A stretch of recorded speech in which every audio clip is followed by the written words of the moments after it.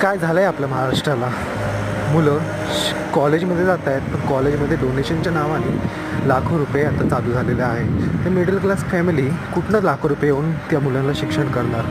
देश तर प्रगती करत आहे, पण मिडल क्लास व्यक्ती प्रगतीच्या दाबाखाली दाबला जात आहे. आज महाराष्ट्र बँकेमध्ये गेल्यावरती एक गोष्ट कळाली की महाराष्ट्र बँकेमध्ये एक मिडल क्लास आईने तिचं दुःख सगळ्यांसमोर व्यक्त केलं. त्याने काय म्हटले की माझी मुलगीला खूप चांगले नंबर मिळाले आहे, पण तिचं ॲडमिशन होत नाही आहे. कारण की तिकडे डोनेशनच एवढं आहे की ती भरू कशी शकणार. 5 लाख डोनेशन मागून ते ॲडमिशन कसं करू शकणार. ज्यांचा पगारच 15,000 रुपये असेल तर ते 5 लाखाचं डोनेशन कसं भरणार, तेही तुम्हाला कळायला पाहिजे. आजच्या सरकारने प्रगती प्रगती प्रगती करत आहे, पण त्याखाली लोकांची काय हालत होत आहे